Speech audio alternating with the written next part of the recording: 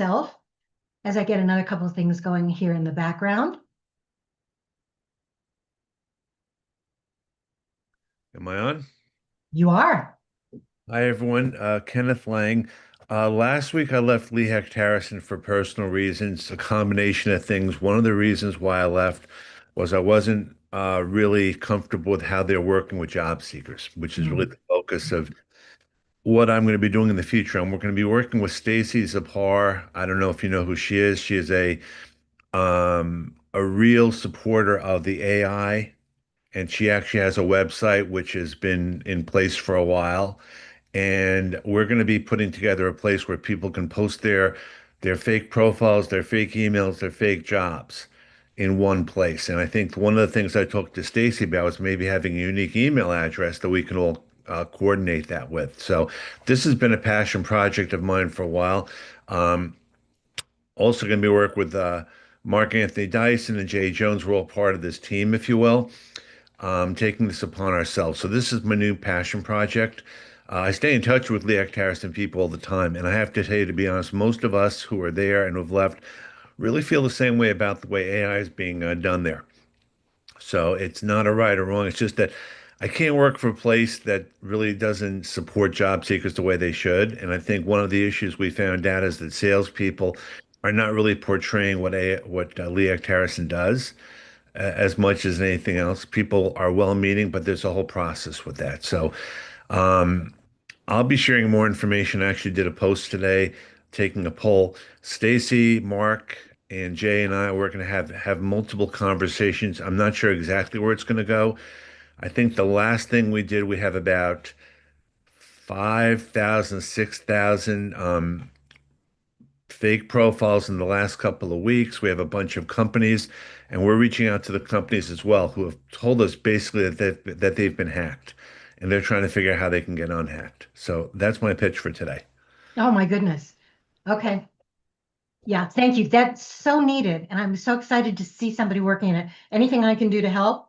Well, I am I'm gonna post the link in the chat to where people can actually join us. good.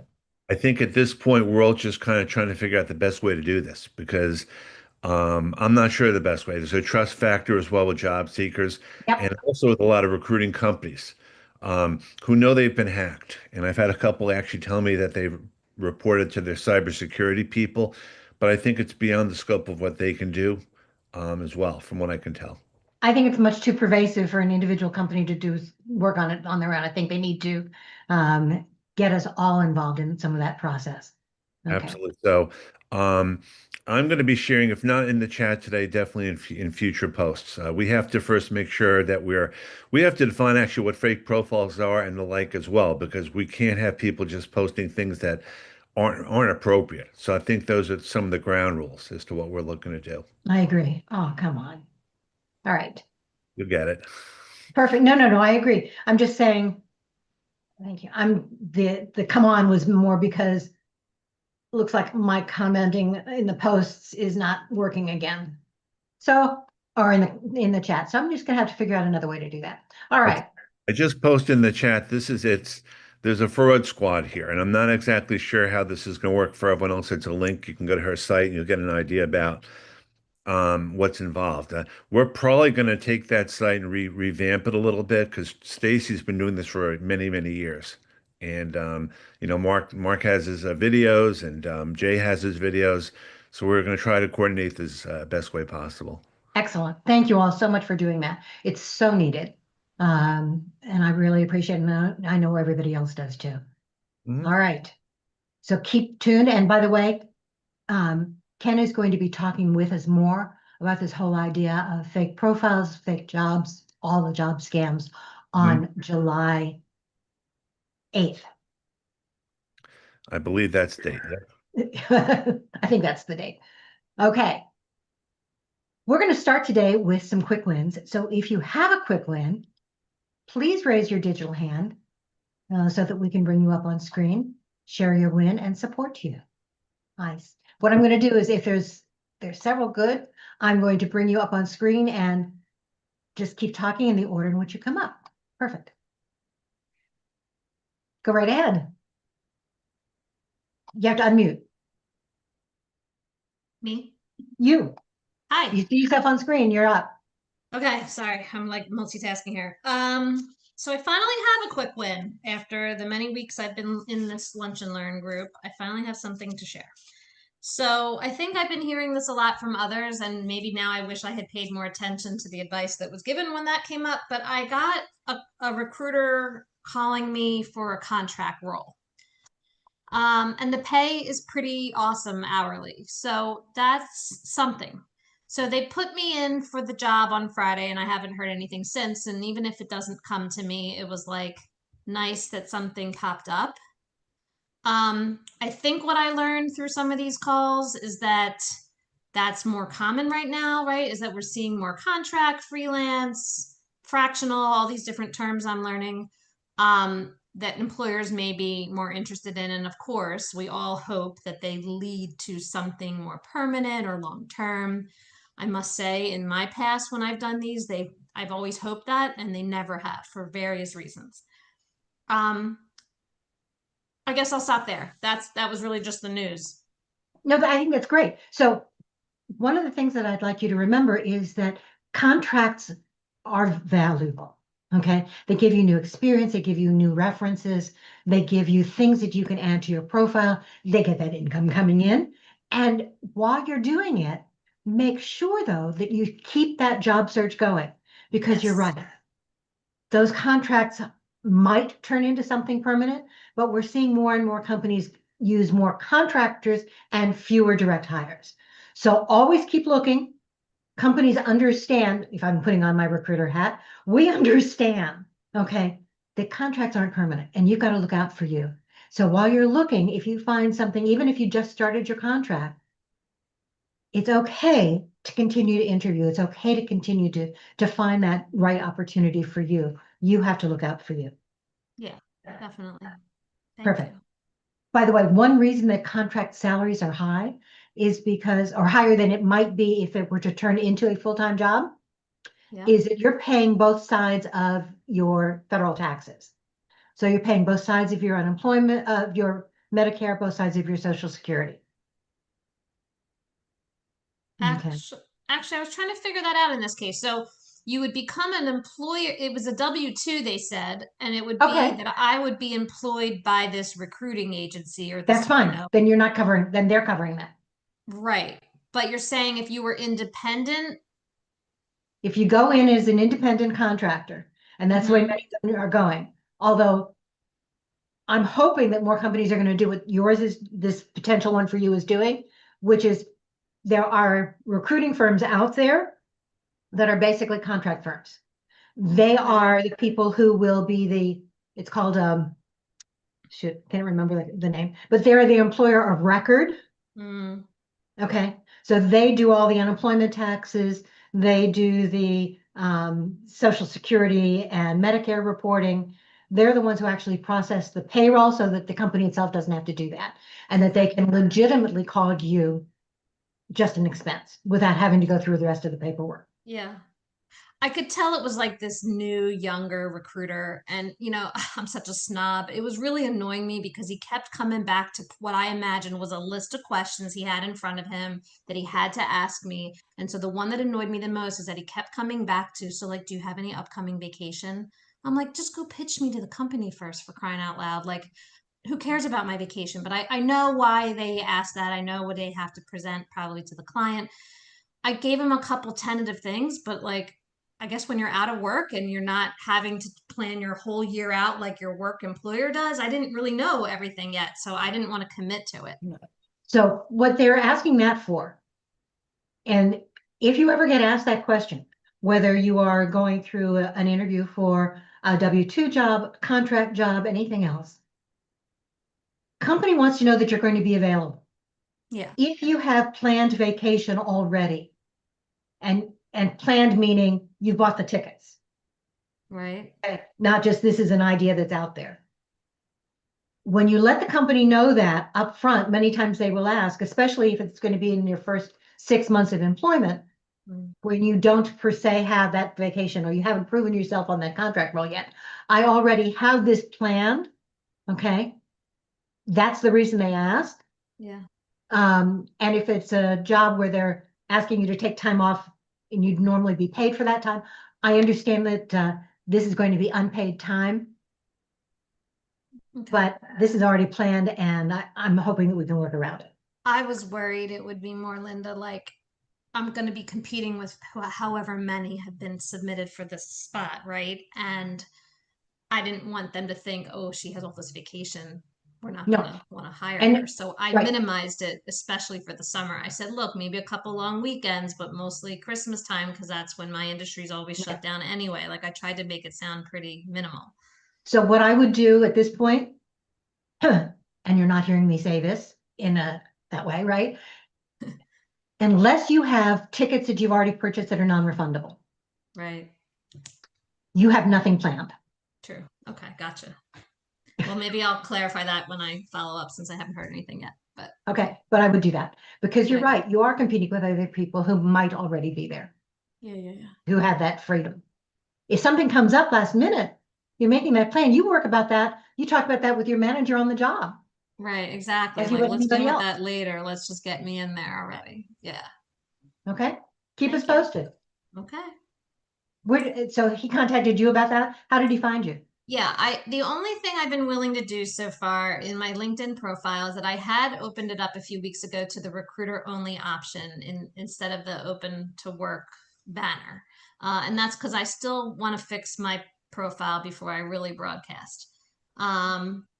So I think that's why I got contacted. That It could was through be. LinkedIn. I mean, they messaged me through LinkedIn, would you be interested in a brief description of the role? And, I wrote back right away, yeah, let's talk. Okay, good. So double And I check. saw a couple come in that had similar descriptions, which made me think, okay, clients put something out there to multiple recruiting companies, right? And they're all looking for somebody. So I responded to the first one. Absolutely. And only the first one. Don't Yeah. go to more than one. Yeah. Perfect. All right, keep us posted. Yeah. Okay. Good luck. Thanks, Linda. Vicky. Okay, I had two interviews this week. And let's see, one was for a nonprofit provider of health benefits for union members. That was on Monday. And then there was also another interview with a financial services firm for branch office coordinator. And I'm waiting on one of the jobs. Let's see, one with the nonprofit provider for the union members on that one. They're probably going to call me back for a second interview. I'm still waiting for their decision on that from the hiring manager. And let's see, the financial services firm, I think I got a rejection from them after the screening interview. But you had the interview, which is a good Pardon? thing. I said, Okay. the interview is the win in that case. Yes. Uh-huh. That's perfect. So how did Yeah. you find those two jobs, Vicky? I found them through job boards. I think let's see, I think they were from Indeed or one of the job boards. And Okay. so I applied for them I went to the company website and Perfect. applied through the site instead of from Indeed. That's the best way. I did research into the companies too. I think Good. that also helps too. Absolutely. That's great. Congratulations and keep us posted. Okay, thank you. Charles. Yeah, I just wanted to share. I got a connection request and want to talk about a potential job from a recruiter on LinkedIn. Always a little suspicious because it's sort of polished and ambiguous blurb to engage. I said, sure, send me some information. He's like, let's move it to WhatsApp or Signal so I can, they can get in touch with you directly. I'm out.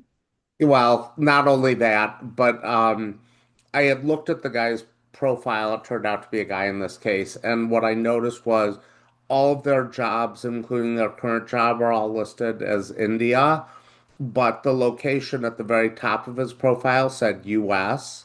Yep. which made me seem like obviously there's something going on here. I did ultimately, um, the name didn't come up with anything bad.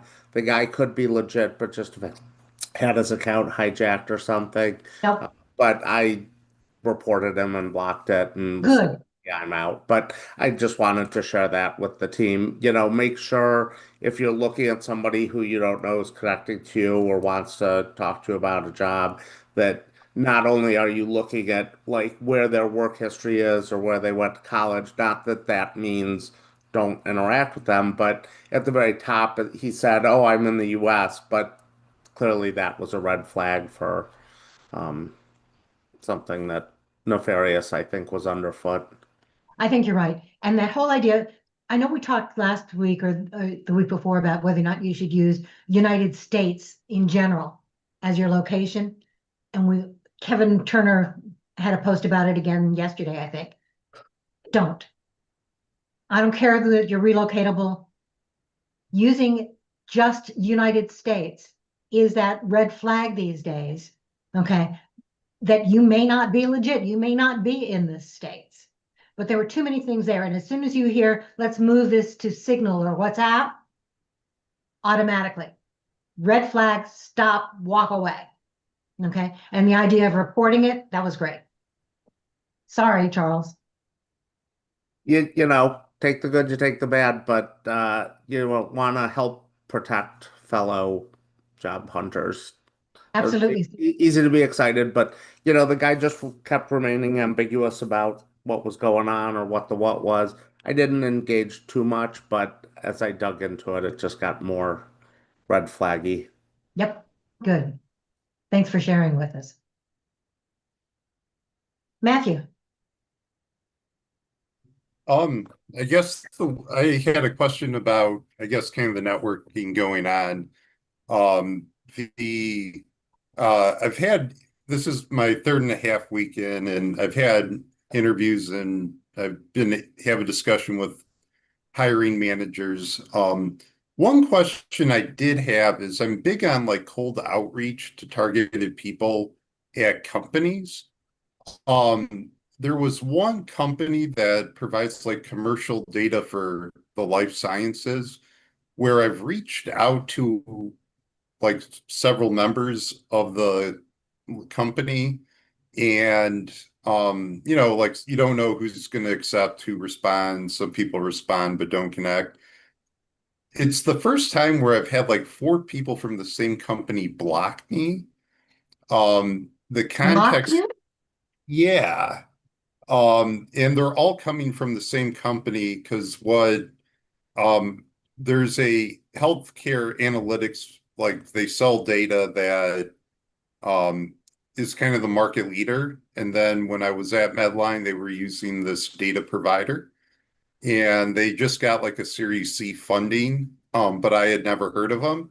So I was trying, to me, it seemed innocuous. I was trying to reach out to people at the company and just kind of get the lay of the land. Like, how are you guys, what is like your market position or, difference between this other like set that other companies are going? Just because if they're selling, they're going to want people like in sales operations roles navigating that. I was talking to like my dad about it, and he said if it's coming from the same company, it's probably like a company directive. But I'm also just wanting to make sure that I'm not inadvertently doing something that's like facilitating being blocked. So to me, that sounds almost like and I don't know, Ken, whether you want to chime in on this one too, but the message that you're sending almost sounds like a veiled sales pitch. Because all I was doing, and it's worked with other people, is like I just say my contract at Medline was like coming to an end. And just using wording that I've been coached on from like the Barrington Career Center over the last 10 years. I was wanting to discuss like open roles. And like I was in job search. So it was very like up But it's an like ask. It's an okay. ask. I was Okay, gonna say, how are you doing this outreach? yeah, that's what I was gonna ask you. So I go on and I go to the company website and type in people and sales operations, and then try and I guess add the note with a LinkedIn. When you do the connection, there's like the add a note. I'm not Um, a big proponent of doing that in these days. I'd rather look at the person at the company, see what they've commented on, go to the company page and comment there, and then maybe as part of it, if they engage with you, do that as a follow-up. I mean, this is, and I was Right. actually going to write this in the chat. This is an economy where recruiters are throwing stuff out at job seekers left and right because they know that's where things are going, you know. So you have to kind of look at the odds in the best way possible in your favor. And it's not in your favor, in my opinion, just to throw it out to the world, or even if it's individual, because not just you, but thousands of others are probably doing the same thing. And if I'm a recruiter Exactly. or a hiring manager, I'm not going to look at it and think about it in any way, shape, or form. It's just another person, another thing. I So mean, you but need to stand out in a different way. You're just asking and you're doing it on almost a blanket basis. My guess is that what you're doing is you've got a copy paste message that you're sending to these people. Is that unmute, Matthew? yes. Okay. I mean, like But I adjusted yeah, a little bit, but there is a template. okay. So what I'd rather see you do is exactly what Ken talked about and what we're going to be talking about today. You need to demonstrate value. So instead of, for example, your first outreach to people is your templated message, see what they're talking about, comment on their posts, share your expertise, and then after they've seen that value, now you can reach out and ask for a conversation. You're not asking about open jobs yet. Okay. You need to demonstrate value. You need to show why you're somebody who can contribute to what they do before you even talk about whether or not there's an opening. Yeah, I'm about to go online and talk, so. I'm sorry. Who was talking? All right, sorry about that. Okay. Linda, Matthew, if does I that could make just, on that exact note, in a different networking group on this very exact theme, a gentleman shared his sort of, I'll say, very simple to remember approach, calling it a 3-2-1 method. It's exactly what you said. Like 3 things, comment on 2, and at them in that, and then come forward with a connection request that is seeking more about information as opposed to I'm in transition and right? I'm looking for jobs kind of thing. So again, 3-2-1, 3 likes, 2 comments with the @ and then a customized connection outreach, wanting to have a conversation, understand more about the company. And he says he has a very good hit rate with this 3-2-1 approach, which Mhm. mirrors exactly what you were recommending. Exactly. And it's not just you want to hear more about the company. How did you get there? What do you like? What challenges are you facing? Then you can do some of those other things. Okay. Perfect. And that's exactly right. Okay. So like the company, follow their posts, comment on their posts, comment on the posts of people who are in this kind of environment from the companies that you're interested in, but make it a meaningful comment, not just, hey, this is interesting. Okay. Share your expertise. Hopefully, Matthew, that will help and get you a better rate. Mhm. Lisa Beth. Hi, I have a quick question, and is it not a win or a lose, but kind of neutral. First question is, I guess this goes for Ken and for yourself. And do you have a lot of international clients? And the reason I'm asking is from our lunch and learn, I've connected and we've all connected. I seem to be getting it. I'm not sure if it's spam or what LinkedIn is doing, but a lot of connection requests from people, Saudi Arabia, Arab Emirates, but they are showing that they are connected to people from the Lunch and Learn. And then I go and they're not. And I'm not sure why that is happening, if it's false or if LinkedIn is doing it, or if I'm something weird, but I didn't know if I don't see a lot of international in our lunch and learn. So I just No. wanted to make sure if it's something funky or, so I'm not connecting. I just want to make sure. Don't connect. Okay. So, Ken, those are some of the things that you all are looking at, right? Yeah, I mean, I get a lot of connection requests from people that I have no idea who they are. And in some cases, they're selling, in some cases, and yeah, they may have mutual connections, but who knows why the other people connect with them? I can only control what I can control. Alex Freund used to say, I don't connect with people from all over the world because they're not my audience. Now, Right. I don't know that I would be as specific as that because I have great connections all over the world, but it's for engagement purposes, and just a way for us to share what we do. Exactly. And Okay, so I just want to make sure I connect with everybody from Lunch and Learn, but I didn't know if for some reason we had international people in here and I just didn't know about it. Okay, so it's only US people that are in the Lunch and Learn. usually US and Canada, Okay, okay, Canada, okay. we may have some of those, but whether it's US, Canada, or anywhere else, double check the profile. Okay. I have been, but they look like they're connected to some other people, and then I'm But like, when you eh. go in and no, when you go in and really look at it, on the profile page, it may say they're connected. When you click on that, those names don't show up. I don't know how they're there. That's what I'm finding. That's why I was asking. Okay. In which case, it's a fake. Okay. Yep. I would say that that's probably a fake profile.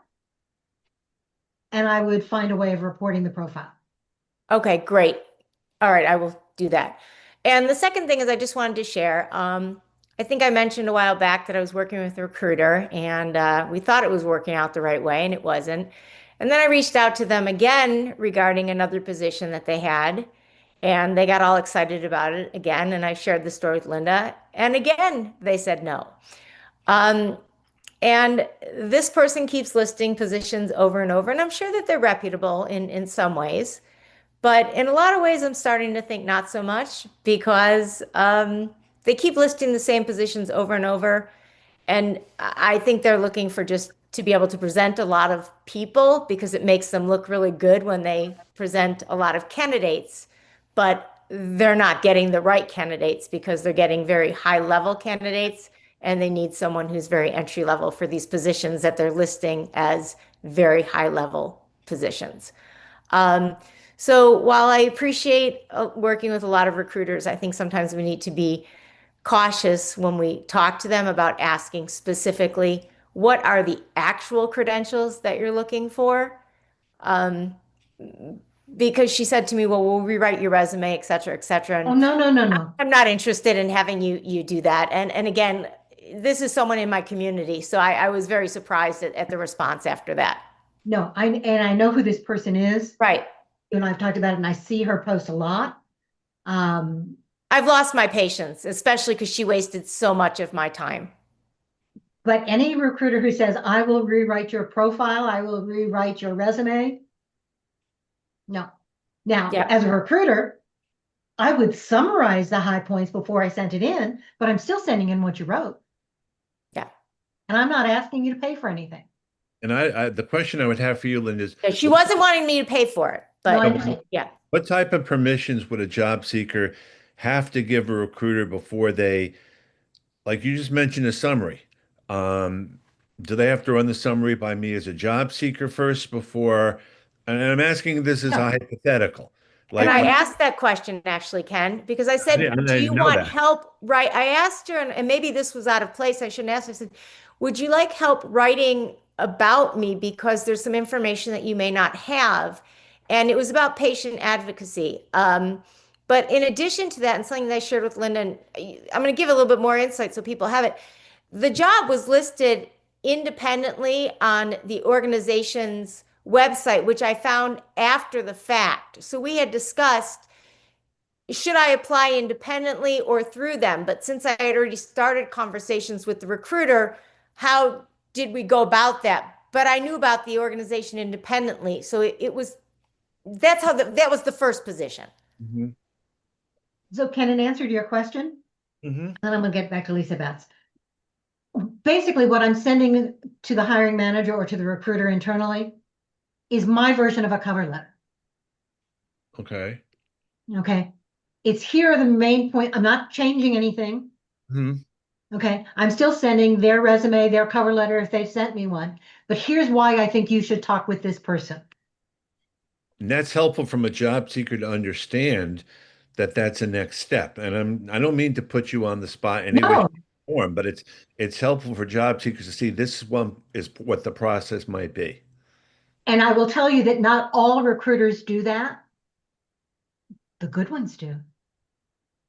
Because they want to make sure that they are getting the client, okay, the hiring manager, the best people possible, and they want to be the person that that company reaches back out to.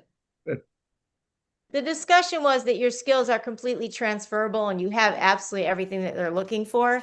I just don't know how to summarize this on your resume. And then it became a whole different conversation. So In which again, case, they shouldn't have to summarize it on your resume. You've already done that. yeah, so it was just a waste of time. But Okay, again, yeah. informational for everybody. Exactly. But what I would do, since you already know the organization, one of the things that I might do, Elizabeth, is not apply for the job through the organization because you've already contacted or the recruiter's already contacted. But now start connecting with some of those people, start commenting on some of their posts, reaching out for informational interviews. And as part of those informational interviews, developing those relationships, they may ask. Well, we've also learned they can't afford me in the Different process of this as well. Yeah. Different story. Okay. Yep. Thanks for sharing, Elizabeth. Yep. Carl. I wanted to make sure I heard correctly what Elizabeth you were saying, but I didn't want to interrupt what you were saying. You're saying that in the opening profile page of somebody, they're showing in the very real looking, and maybe you could bring up an example of this and share it, that 15 shared connections, including X, Y, or Z, and then you click on that link, and they're not appearing on the separate sheet, separate tab that opens up in your internet, in your Chrome or in your whatever you're using to observe the internet. That is correct. Correct. Right. So it will say that, let's say that you and Linda are friends of, pretend respectfully, Ken, that Ken is from the Arab Emirates and that, but you're not. Sorry, Ken. And then I look at it and I don't know Ken. Sorry, I wanted to make sure I understand how you're turning that, because I have many, many, many global connections. I've lived globally for 15 years, functions across the world. So if you look at me, you will see I have international connections. Oh, But no, Ken that's is asking different. me, let me stop for a second. Ken is sending me a request to connect. Okay. Right. And so I look at Ken, I'm like, I don't know who he is. And I say, well, wait, he's friends with Linda. Linda's a bad example. He's friends with you and someone else. And I'm When you like, well, say you're both in friends- lunch and learn. You're Connected. friends. When you say You're friends, Connected. sorry, not Connected. you're net. I'm sorry, thinking Facebook. connected. You're connected. And I think, well, you're both in lunch and learn. So did you connect? Are you also a lunch and learn person? Right? Is that how you're connected? And are you someone who are requesting it because you didn't send me a message like we do through here? Or are you a spam person? Then I go through the profile and look further and find out that you don't really even exist that way. It's a spam person. Does that make sense now? Are you able to share what you're saying? Because I, like Carl, I'm not. No, following. because I've deleted the profiles. Oh, I see what you're saying. Okay. Lisa Beth, are you reporting those accounts to LinkedIn so they can investigate or remove them? I will now. I've just deleted because I didn't want to attach them to anything, but I will moving forward. If you click on the 3 ellipses in the top right corner of the message or whatever, one of the options is report to LinkedIn, and it says, why are you reporting it? Like, is this suspicious? Is this a hacked account, a fake account? I'll do that moving forward. I will do that moving Yeah. forward. I've never thought about doing it. The other thing you can do is when you're turning down the connection request, something should pop up saying, basically, do you know this person? Right. And I just say no. Perfect. Okay. Yeah. So there are lots of things to do it. I got 3 of those connection requests this morning as well that are very strange. And I deleted the connection request messages, so I don't have them to be able to pull up. Right. But I'll we'll try- screenshot next time if I get Perfect. I'll just Okay, but Good go on in and because take a I'm look. afraid they're going to connect and mess me up. Yep, But just to confirm, you're actually clicking on the link of that says that they have 3 common connections with you, which should open up on a separate tab, the Correct. list of those common connections. What happens when you click on that? What does it show? they're not there. The names don't show up. I've never heard of that. No, sometimes it will show a page with the names, but then I click on them and it doesn't go anywhere. Right.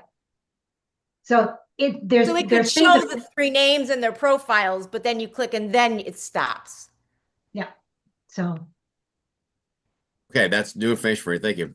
I will try, and when I get the next one like that, Carl, I'll try and put the example in the private group. The screenshot. Okay. Thank you. Sorry, I've lost track about who's next. I think. Okay. We're now talking to Adrian. I'm sorry. Yeah, there we go. You're next. If you see yourself on screen. I think it's Antoniella. Oh, sorry, Antonellas. Boy, I need new glasses. Okay. Antonella, you're next. Thank you. Hi, everyone. I want to share that last week I applied to a position at the name is Everforth Apex Systems, and they immediately reply with an invitation for a screening with an AI system. And they also sent me like the instruction how to prepare for the interview, and in case I could not attend at that time, I would have the option to schedule a time that works for me. So I did it. And since that, they have sent me like 3 more job posting that they find that is a match according to my resume and experience. So far I have completed 3 interviews with the virtual recruiter. One was on Friday, another on Monday, and another today. So I want to share and also ask if any one of you have heard about this. It seems to be the company is big. I'm gonna share the link here. It's big, Great. and they have 2 different like paths. One is for consultants because they delivered technology to different type of industry. Seems to be huge. And also they offer corporate jobs. So I have been interviewed one for the organization itself, that was the first one, and the other 2 as a contractor, and they offer W-2 contract. So, Antonella, I just want to, if it's okay, I actually know Apex Systems well. In 2015, they had reached out to me and I was a little skeptical. I ended up getting placed by them at the corporate offices of Allstate Insurance. It was a contract to hire role, and I ended up converting to be a full-time employee. Obviously, I think, that was 2015. These days, there's a lot of these sort of companies, and there's every reason to be skeptical. But I can personally attest, I've gone through them, and I got my full-time role at Allstate Insurance because of them. Yeah, the only concern that I have, Jason, is 3 different virtual interviews with an AI. Okay, without any contact with any person in between. That's one of the things that's my red flags. Where are the virtual interviews taking place? What kind of a platform? They call me by mobile, and they always call me from the same number. And before they share the job description, both to text message and to my email. And I check the email is coming from the company. I also go to the website and I look for the job posting, and it's there. But that also can be like fake or No, I understand. So exactly, because I am worried that I am not being used by AI training for free. I can add some And context it's to not that. and it's somebody, I don't know, using and this there are company. some of that is using- actually unfortunately Yeah, going on. using this company to reach to me and also to train their systems.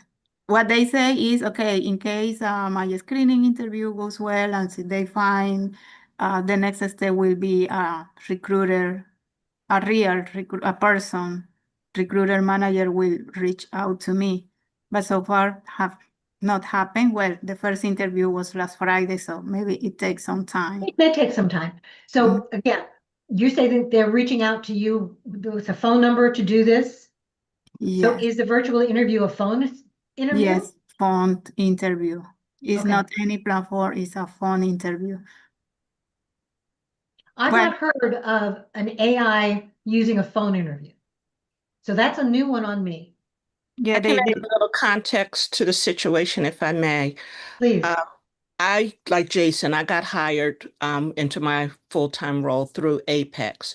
And since I'm now job seeker, I said, let me go back to Apex. Maybe they can help me out. So I've gone to a few of they have these training classes or these webinars. And the recruiter did say they are pivoting to AI phone screen, AI interviewing.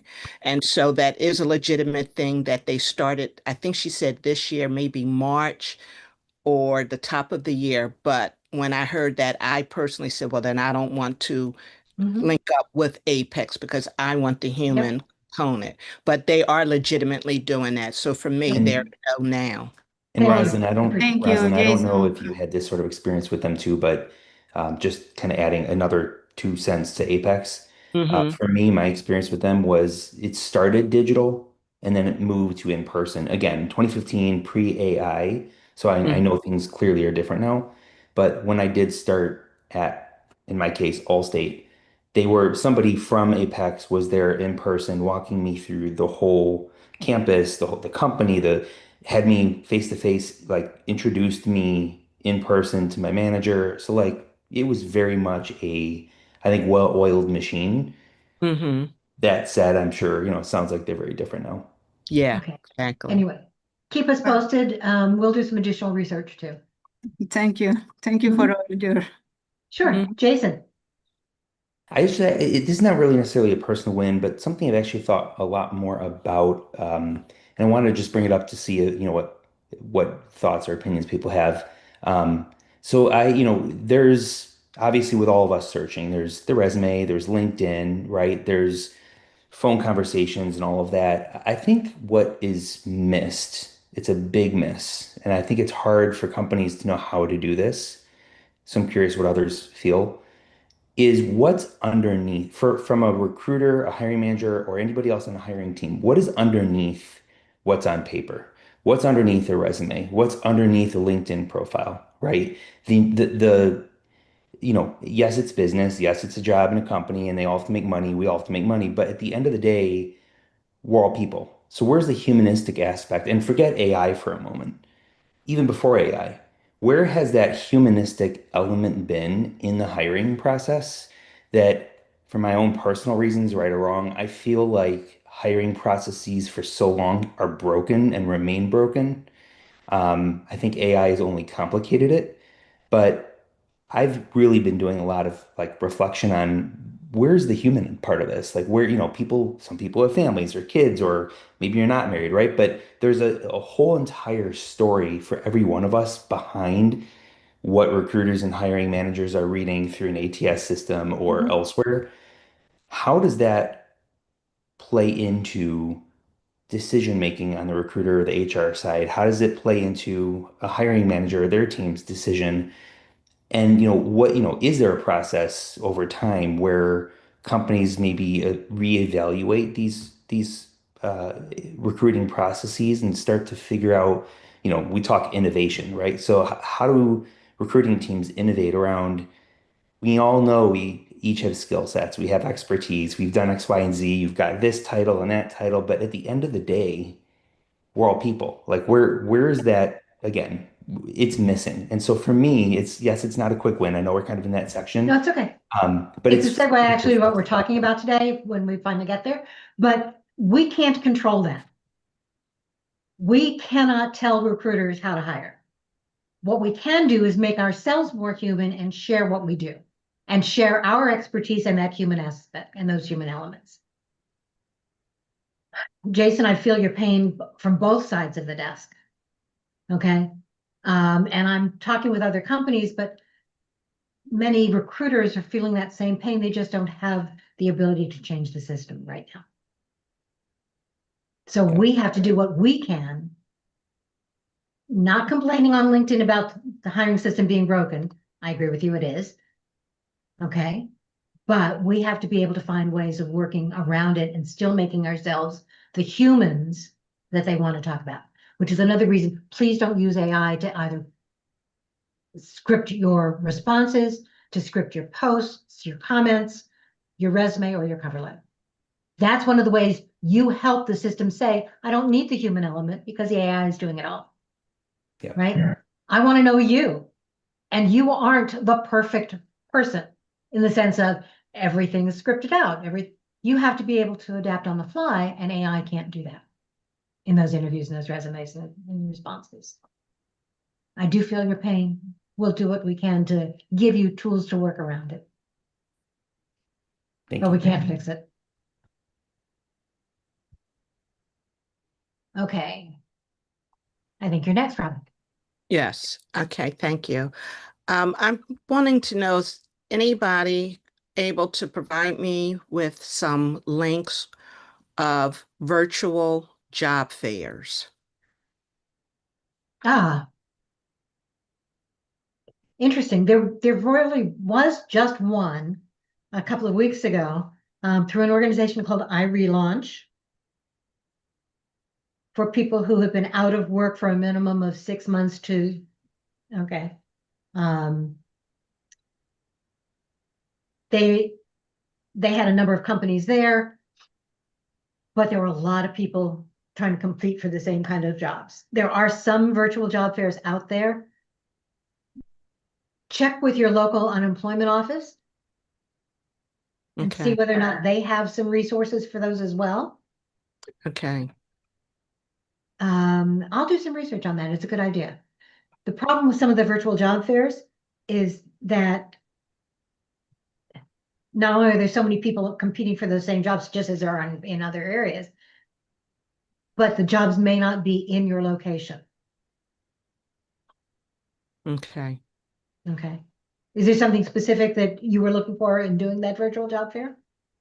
No, I just wanted to have another avenue of job search because, we have the LinkedIn job boards, we have, Google, Glassdoor, Indeed, and just one more. Yeah, I understand that. Mm-hmm. Okay. Yeah. If you find some good ones or good resources, let us know. Okay. And I'll try and do the same. Amy. Okay.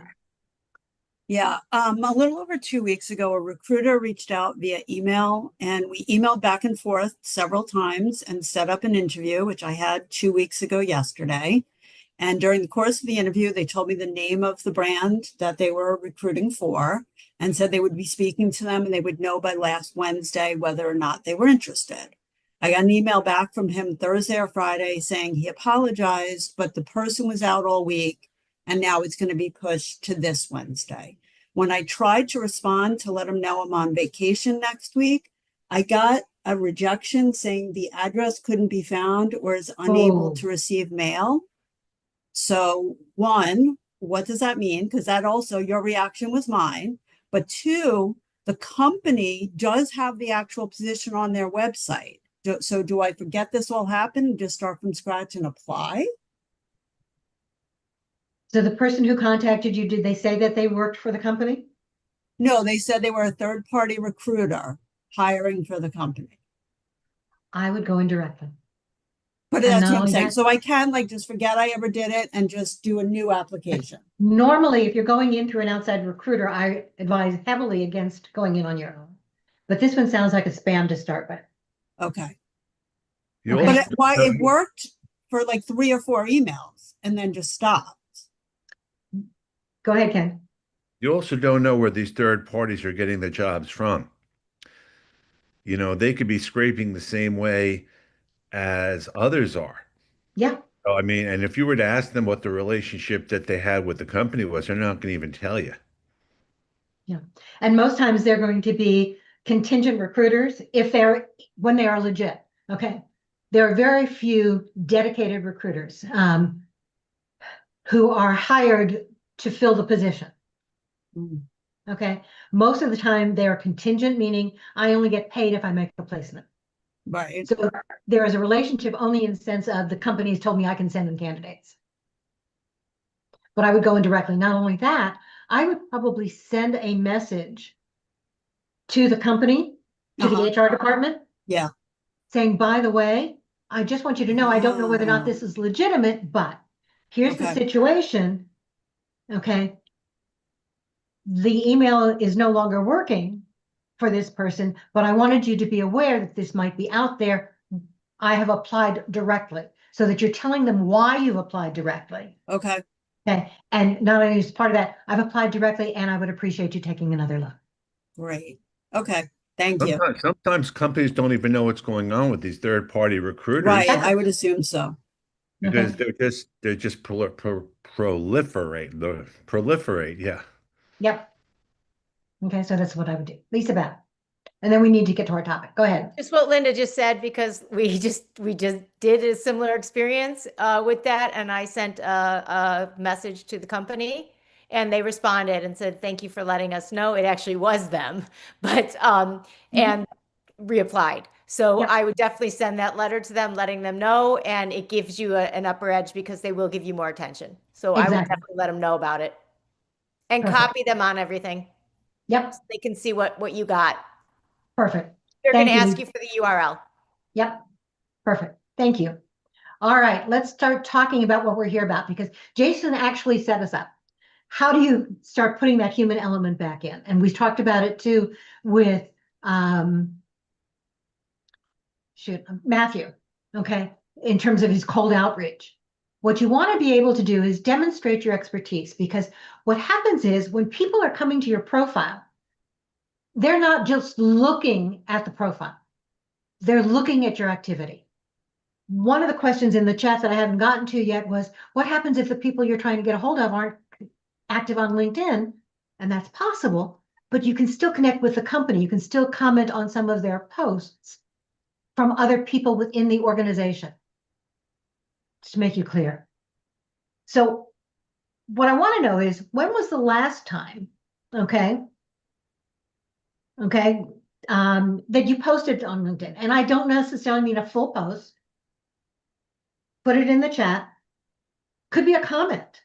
And a comment, as far as I'm concerned, let me know, when was the last time you did that? Let's go there first. Okay. This week, has it been a month? 6 months? Can you add some of those to the chat? Perfect. Seeing this morning. Comment every day. Excellent.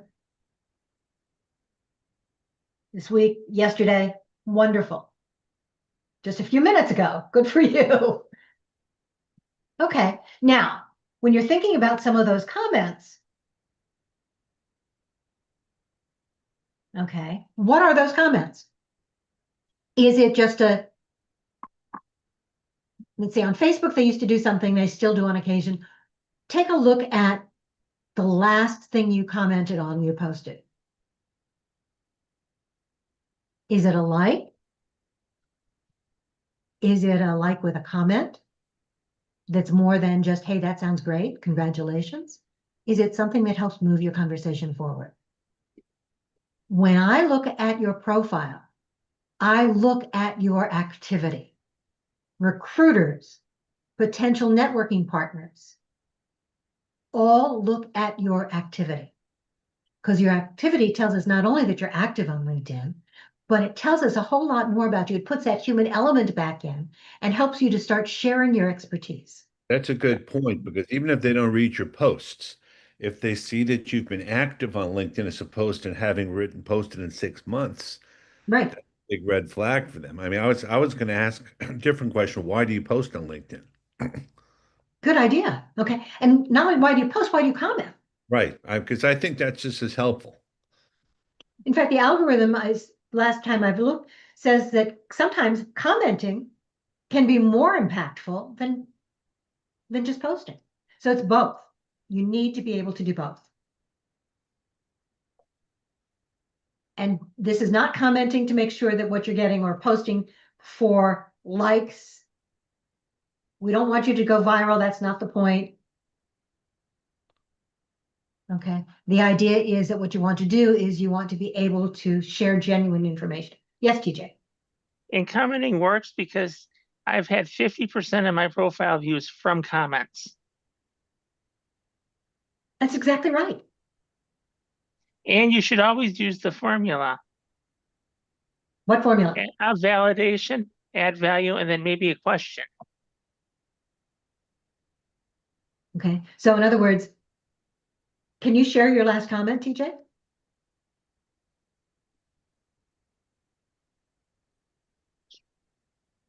Sure, 1 moment. Okay, I will do that in a moment here. Okay. So when you look at anybody's profile, you'll notice, look at your own. That activity section is one of the things that, as Ken mentioned, we look at. I want to see that you're doing something. And if the last time you were active on LinkedIn was even a month ago, and that only thing was, hey, congratulations, that does tell me you put a whole lot of thought into it. The comments, the posts, that's the reposts with your comments. So not just sharing somebody else's post, but commenting about why you're sharing it, what it means to you, why that's important for your network to know, basically. That shows up in your activity section, and it tells me about your thought process and what you are contributing to the other things. Okay. Your activity shows up on your profile, so make sure that you take a look to see what that looks like. I think it's the last 2 or 3 things you've done actually shows, unless you're doing a click more. Yeah, I would also recommend people use the featured section as well. Absolutely. And a lot of people still don't know what the featured section is. So somebody willing to let us share their profile, take a look at it, and take a look at your comments? You are, raise your You Yep. can. You can show mine. Okay. Pam, we'll get to yours in a minute. Okay. TJ, can you share your own, or you want me to find it? Can you share it? Yep, I just have to get there.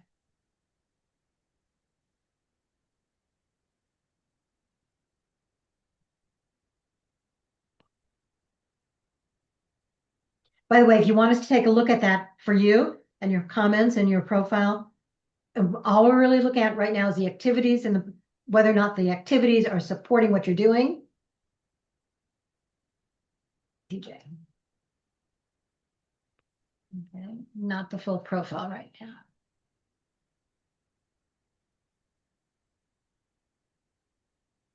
I'm just looking for the share. There we go.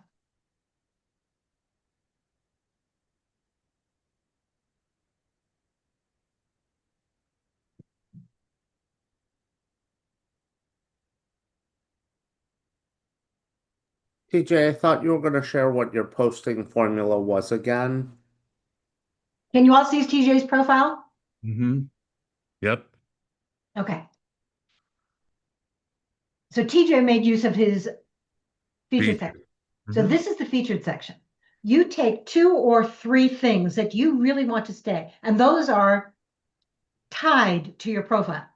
They won't change unless you change them. But those are the things that you may most want to add to what you're doing.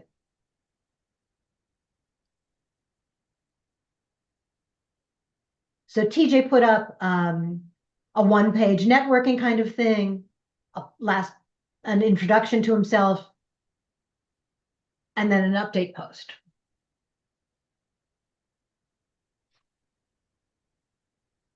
But look at that post. It got 21 comments and 147 views, likes. Mm-hmm. So there are lots of ways of doing that. And the featured section, when you use it, is an immediate eye catcher for somebody looking at your profile. Absolutely. It's an immediate way of sharing who you are, what you do, what's important to you, and the value that you bring. You hear everybody talk about value proposition, making yourself human again, Jason. bringing that human back in, here's a way to do it. Does that give you more weight when the recruiters are searching for you by using your key words in the headline? If you have a feature section, is that going to bump you up? I think so. No, not that I'm aware of. Ken, do you know that it would? A good question, something I need to ask. Yeah, it's not one that I'm aware of, but it I is a don't- good question.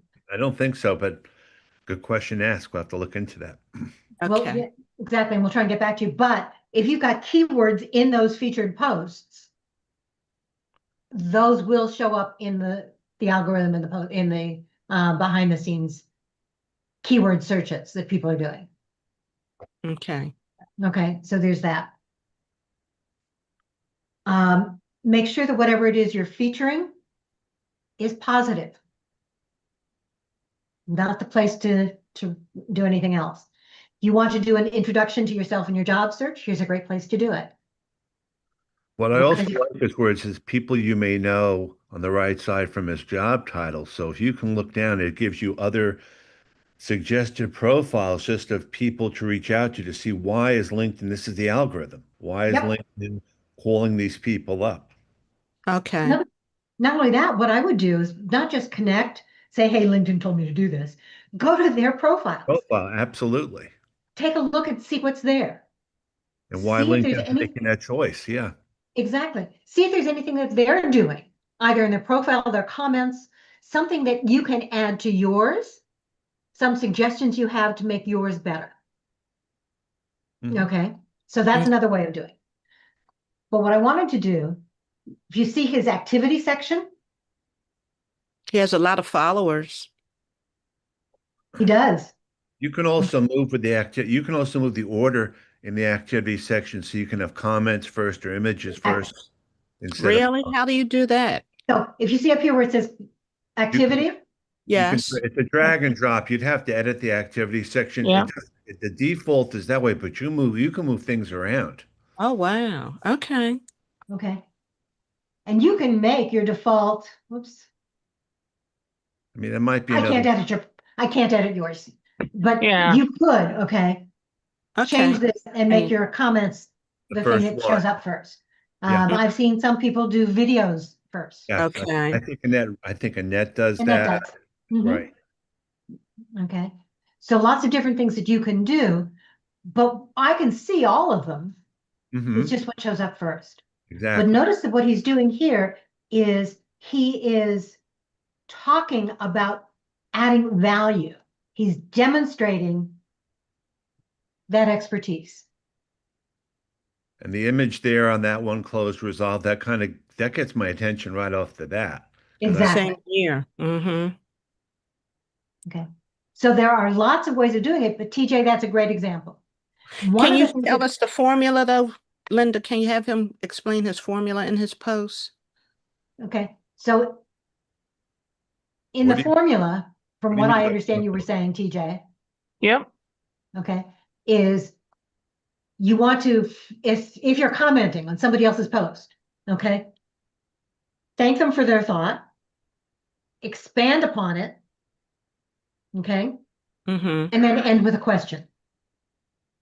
Is that Yes. correct? Yes. Okay. Validate, the- add value, and then open dialogue. Right. And the reason for asking the question at the end is that it helps to generate that conversation. The reason that comments are so powerful is that your comment is then seen by other people in addition to the people that you post with. We're finding that the reach is much broader in some cases for comments than it is for posts. Oh. I've seen some of my comments go up to like thousands. Right. Sure. Because remember, it's not going just to your network and to the people LinkedIn says it should go to for you. It's going to everybody that original post is going to. You're also giving added visibility and credibility because you are tagging the person whose post it is. Right? That's part of the validation or the question included there. So So, what does IAM stand for? And I'm just curious. no, I agree.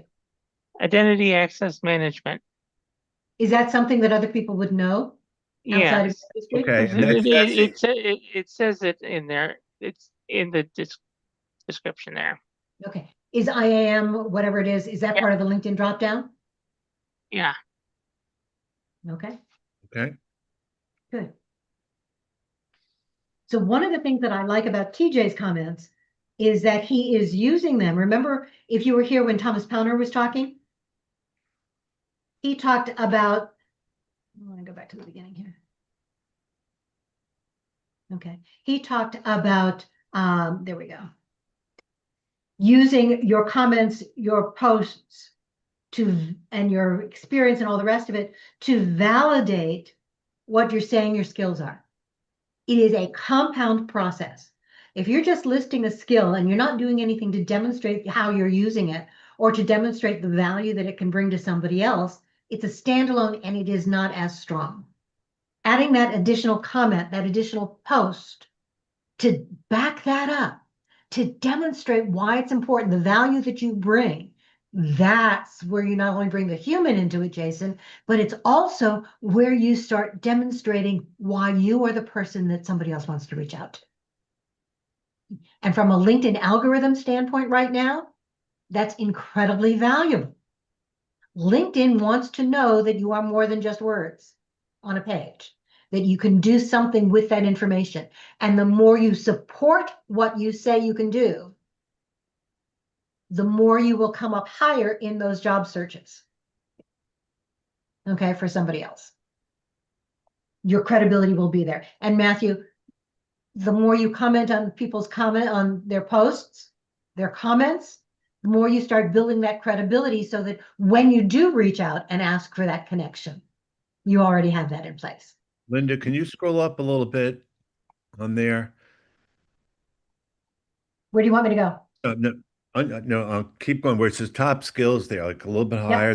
That's an important thing everyone should add in too, because that's all searchable. Exactly. He added top skills there in addition to his about section. If I'm a recruiter or someone else, I'm going to see that even if I don't see the rest of the about section. Correct. So make sure that you list them. And LinkedIn, I think, lets you put in 5 of those top skills. And that's an important thing just as a takeaway, because that's a visual thing too. Yep. LinkedIn is a visual platform in addition to being a content platform. Take advantage of all of it. And In fact, that's where the IAM stands for. I mean, that Yeah. gets it right. Yep. Okay. So it's important all the way around. So I know, okay, we have a question from, Let me check. I can't see who it is. Yes, go ahead. Hi, I had a question, Yeah. Linda. In the past, I've heard that your comments that you should try to do a minimum number. Is that still the case? There used to Minimum be number of what? of words? Yeah. Yes. Is that I still the would say- case, or has that been But you changed? should have it should be more than just like, I think this is a great post. I mean, Right. Yeah. Oh, yeah. There should be some value behind it. Last I heard, what we're talking about is minimum of 8 to 12, That sounds about right. Right. But That's what I think I heard. A minimum of 8. but it keeps changing.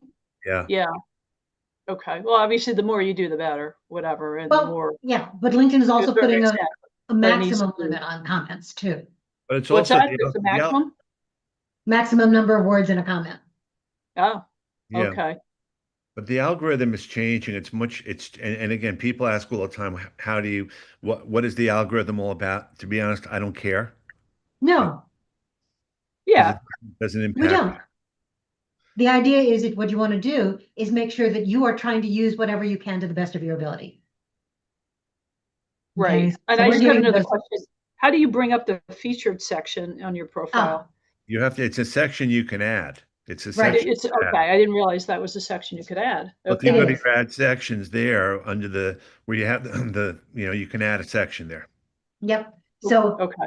where it would be at your I can't go into all of them, but in the profile, okay, in your own, in that more section there, it'll say add.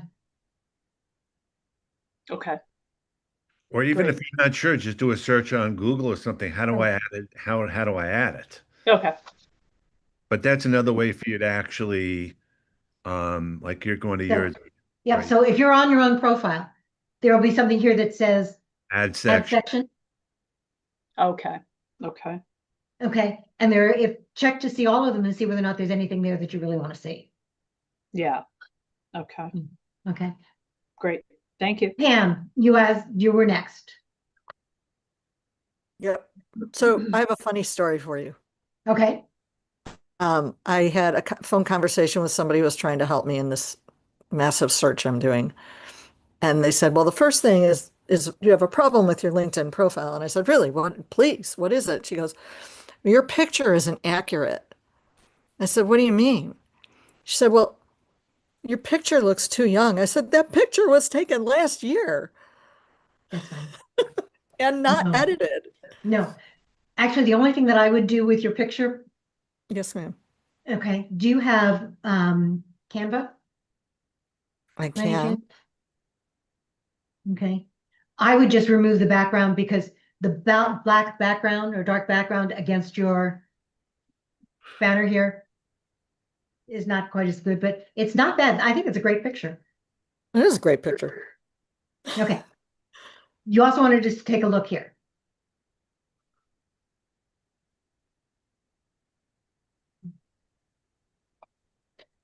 See, like if you look over here, she's got 4 activities and there's more you can add. Yep, You mean types of activities? types of activities. Right? And then if you go down to the other sections there, I don't know, like I said, it depends. But I what- don't do videos, so I'm not That's going to okay, you don't need to. Okay, I'm just making the observation.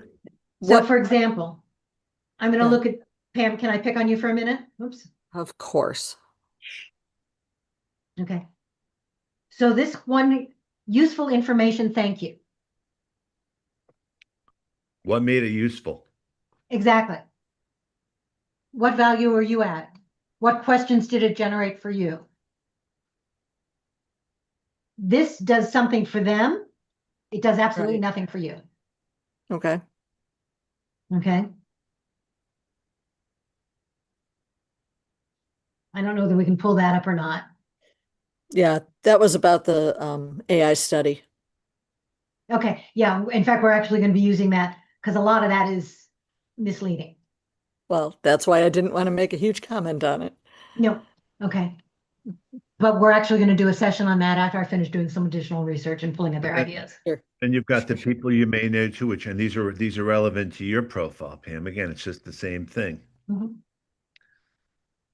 So if you go down to, can you call up the about section? I'm just gonna Yep, play LinkedIn Trainer now. Just call up please. more. Okay, and this is really great. Your key outcomes I've delivered, this and this and this. I mean, this is really helpful from the standpoint, and I'm just showing it for everyone else what sets me apart. What I would probably do is I would move the what sets me apart a little further up, maybe, Yep, airing it. Okay. I mean, again, it's just me. no, I agree. I like Okay. that. Okay, for what reason, Ken and Linda? Visibility. People get tired of reading all the Here's way the through. thing. If I'm looking at the first paragraph, that's resume-ish to me. Right. Yep, I would I probably, like this sets me apart. That's well, that's the first thing I would want to know when I'm doing a search, what sets you apart from everyone else before the other stuff, which is very resume-ish. Again, this is just me. Okay. no, I agree. The other thing is be careful with that phrase, what sets me apart. Everybody's using it. Yeah. Okay. And it almost, to some extent, for some people, it's starting to sound almost AI, it's formulaic. yeah. Okay. Okay. I want to know your wording. Even if you move if you need a leader, that might be the first sentence. Yeah. Mhm. Right off Remember, the we're if you need a leader, Listen. you can step into complete. I would probably put that on top of the about right off the bat because it's like, whoa. Oh, I like that. okay. Okay. Remember, we only see the first 3 three. lines.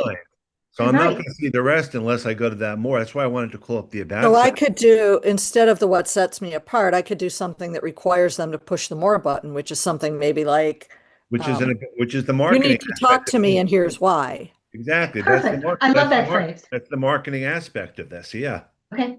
Right, Pam. And the whole idea about being a 3-time founder, that tells me nothing other than the fact that you may want to be an entrepreneur again.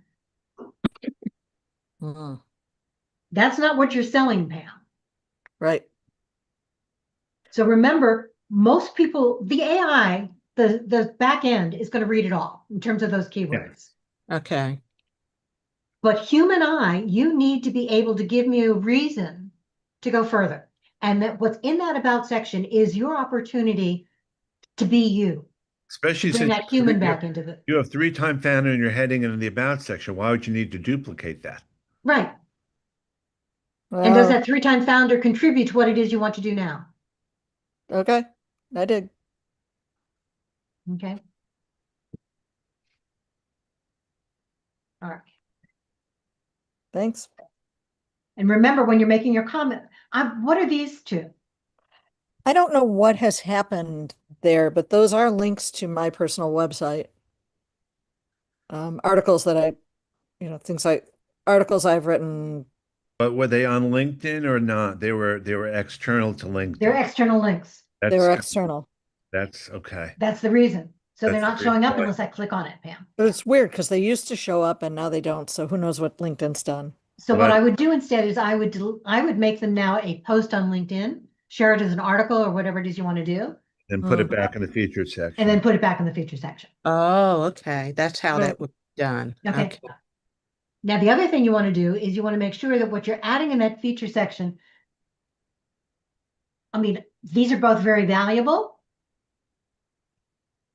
But remember, at least 2 of the 3 should be in your featured section, should be things that will contribute to you being the expert in your field, things you want to continue to do. Yeah, I don't tend to post that way in LinkedIn. And so that, maybe that's an issue, maybe it isn't, but And that may be, because remember, LinkedIn is your platform for telling me what your expertise is, why I should reach out. Doing some of these posts is fine, but I would only keep one of these in your featured section. So how Unless many you're moving links into HR into one of those areas. mhm, Still make them as posts, absolutely. sure. None of this is a right or wrong. It's about, kind of like if you look at your weekly stats, they may be different week to week. This is a marketing tool. And Right. the goal is listen to what we're saying, take our advice, push back. If you disagree with us, it's okay. I mean, Absolutely. Okay. Mhm. Well, how many items would you recommend in the featured section? Only 3 are going to show up on your profile. the 3 are going to show up. So Oh, only 3 show up, period. Gotcha. the rest are Okay. going to have to scroll through, and it's very unlikely. You can move the 3 around if you have 5 or 6. Yeah. But it's And you really can about visibility. you Okay. can delete, you can Yeah, add. I you can like change- TJ's idea about the networking Yep. profile. I Remember- thought that was really good, and I would definitely, I'm going to work on that to put that Yep. in here because I used to have my resume in there. No resume. I know. That's why I I took know, it you've off. learned that Oh, one. Okay. So do be careful Um, that when you're doing that networking brief, here's who I am, that really isn't a resume. yeah, Okay. yeah. I'll All fix right. that. Anybody else want to take another look? I see another hand up. Okay. Rachel. No, excuse me, that's not Rachel. Who's got a hand up? I can't see. You do. Richard, Audrey, and Charles. All right, go ahead. Richard, you first. Yeah, so I was wondering if you wouldn't mind taking a quick peek at my LinkedIn profile. Sure. Can you put your link in the chat real quick? Sure. Richard Schultz. Or share it yourself. Oh, I just put it on the in the message or the chat, if you I'm will. getting it. Maybe.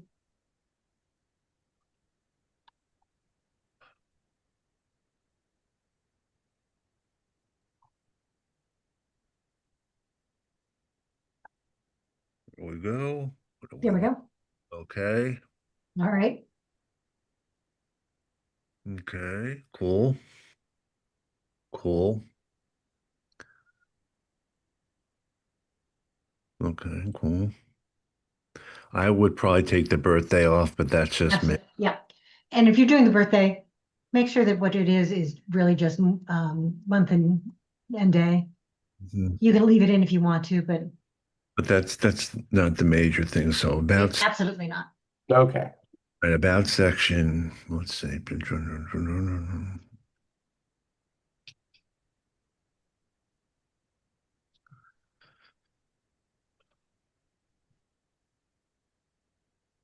So if you select more in the about section again, I like to see what's underneath the hood, if you will. Yep. Again, You can add more skills in that top skills section there. people make this mistake all the time, and it's a resume thing. I would take that last paragraph and move it up to the top or do something with it. Yep, I agree. It's just the nature of when we type things. We always want to end what we're typing with a way to get their attention, and it's just the way we're all wired. But and again, you can play around with different things.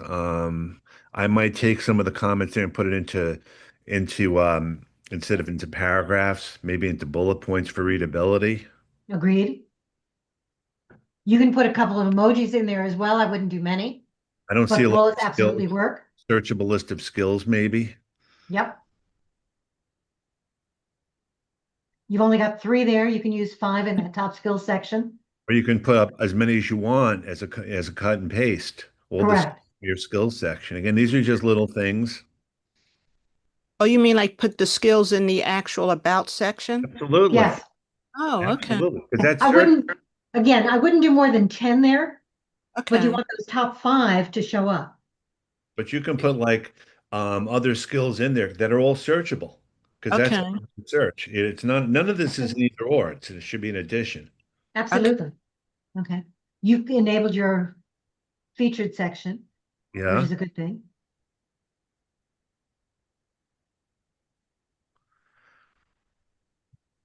But you do have, this looks like your resume is posted. Yes, Heads down. I just made a note of that. Okay. I put it The reason network we don't free. post resumes is your resume should change every time you send it out, at least somewhat, right? Okay. You want to customize Oh, it does. No, but if you've posted it there, it's static. I don't Yeah. have to ask, Okay. okay? And I assume that that's the only thing you're going to send me. So why would I need to ask?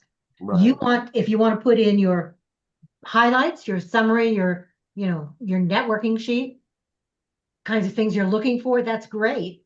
But a resume, that you need to be able to change. So Okay. don't make it too easy for people to find that resume. Sorry. That's okay. Okay. That's why I'm asking. So did you develop this? Yes. That's nice.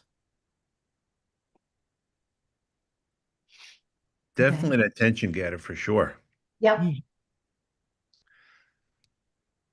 Do you say anything in there that you did create this? I believe I did.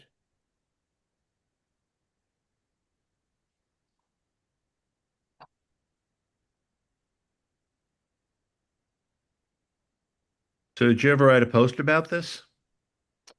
I don't think so, Okay. but I could. You Just- could. Okay. Now.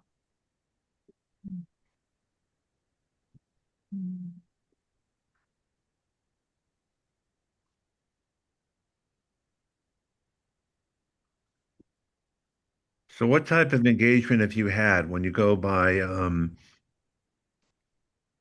when your activity and if we scroll down?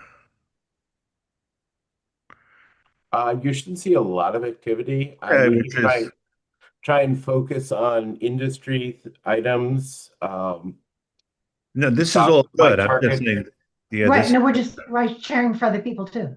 right. This is all great. Um, Now, if you you know, select those- comments instead of posts, Linda, just to see what shows up. Absolutely. Again, this is just a different view. Yep.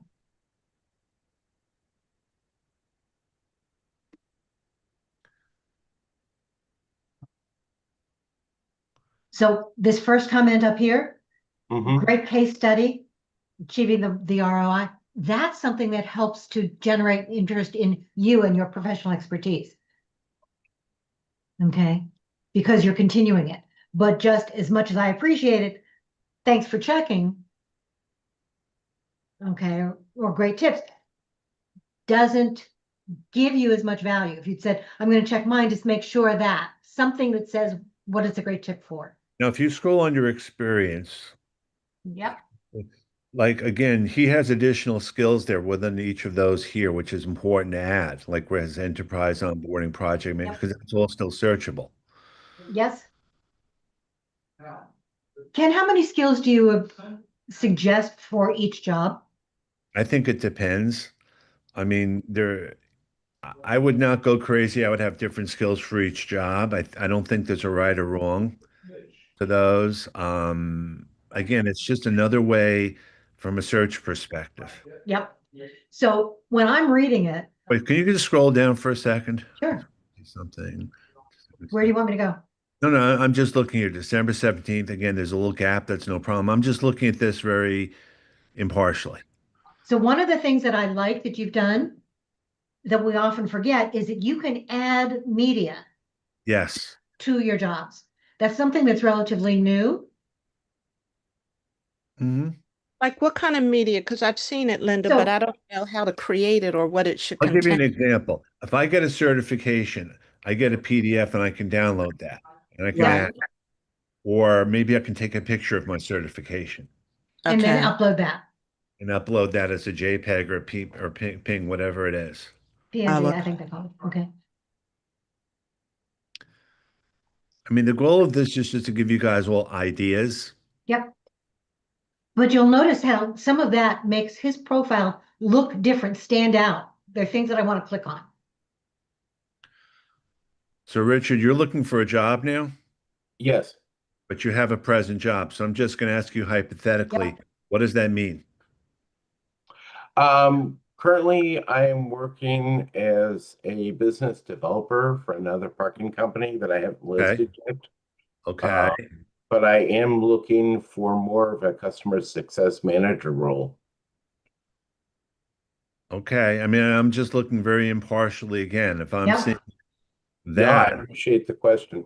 I mean, I'm looking at that and it's like, okay, you're working. So why are you looking for a job? Again, maybe it's an explanation thing, but this is the stuff that I would be asking. Right. And that's always a tough one because as we know, employers like to hire people who are employed as opposed to unemployed. Myth. Mm, I'm not sure. I'm just looking at this. If you're looking to make a transition from one industry to the other, one place to the other, you have to make sure that it's hard because you can't have multiple profiles. I'm not saying that there's No. one specific answer, but you want to make sure people understand that maybe within something in the about section or something else, Right. you don't get pigeonholed. Besides Right. that, when I'm looking at it, are you still with Modi? no. Okay, and that's kind of why I was bringing that discussion up. Because my question would be, you've got the open to work banner on. You know I'm a supporter of the open to work banner. But then the question is, why are you looking for a job when you are still currently employed? And that was what I was kind of bringing So up. is this a full-time role? Is it if you say it's a contract role? Right Then now, it's yes. It's a understandable. contract role and it's completely based on commission. Then what I would do is with Modi, I'm instead of looking saying for full-time, I something would say that's- contract. Okay. Because that tells me that you expect that role to end and you're trying to do something about it. Okay. That I can do. Okay. Now, in terms of whether or not employers are still saying you need to be employed for me to hire you or to contact you, I will tell you that in all my years of recruiting, I only had one hiring manager refuse to talk to a candidate because they did not have a current job. If you have the skills, you have the experience, you have the accomplishments, that really is not the barrier that many of us think it is. Where it does become a barrier is getting found on LinkedIn. LinkedIn wants, it's a paradox, right? Right. LinkedIn wants you to be found, to have a current job in order to be found on LinkedIn.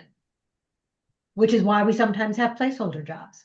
Yeah. Or volunteer roles, it's current, and what you're learning in it. I do have a quick question regarding the other position. They do not have a LinkedIn presence. They don't have a company page, in other words. Correct. Okay. Which company does not? Intelligent Parking. Oh, the one that you're doing some part-time work with now? Right. Is the role that you're doing, you can still add them, even if they don't have a presence. Okay, well, I thought we wanted company. We would rather have them logos. have something that people can refer to. But we Right. know that some companies aren't there. I mean, I don't know if you can get a JPEG of their image and add it there too. Yep. So, that might be another thing to think about. I don't know. I don't know whether you can or not. I That's said, a- I don't know. I'm just thinking. I did reach out to them and ask them if they, if they were going to go ahead and create one, but they said You they can were- offer to create one for them. Yeah. Yeah. Thank I mean, you. it's I like fast, that. it's easy, it'll 5 Thank minutes. you. I'll and add it'll that be- to my list. See, Okay. yeah, and that can be another bullet point or something that you've done. Whatever. Right. Okay. And if you're doing that at the same time that you're working at Modi, and Modi is where the customer success manager is really where you want to be, then when you're ordering them, I would do it so that Modi comes up before intelligent parking. Okay. And that can also be a post. Look what I did. I Yeah. did this, and the reason Yeah. I did this was because. Exactly. Okay. But in your posts or your comments, we want you to engage with people. We want you to do a minimum of once a week. Tag people if they are relevant. Oh yeah, I do that all the time. Okay. If you're doing this for the first time in a while, send me a DM, I'll comment. But make sure that if you can, that what you're doing is adding additional information to go with it to help demonstrate your expertise. It's a quick and easy way of getting some of that done. Okay, thanks. All right. Linda, I have to jump off the call, but I just wanted It's to. okay. But thanks, everyone. I just put my LinkedIn URL in the chat. Happy to have conversations later on. Have a great day, everyone. Me too. Thank you so much for doing this, Ken. Sure. Okay. I'm going to add my stuff back in again as well as the private stuff. All right, who's next? I can stay on for another, you know what? Well, and this tells me that we need to do this session again. I just have a quick question. Yes. I have LinkedIn Premium, and now all of a sudden I noticed that my recommendations are now in my featured section, and I don't think I did anything to put them there. They're where? In the featured section. LinkedIn did something very recently. I don't know when, but I have a couple of recommendations in my featured section as well, or I have one, and it says, if you want it to be here by premium, which I'm not going to do. No. But And you they're don't- apparently decided to put recommendations in featured if you haven't filled up your featured section. Then that tells me you need to add things to your featured section. Right. Okay. By the way, so the Career Search Lunch and Learn that you see here on Audrey's profile, that's a placeholder company that I'm making available to anybody calling yourself a contributor.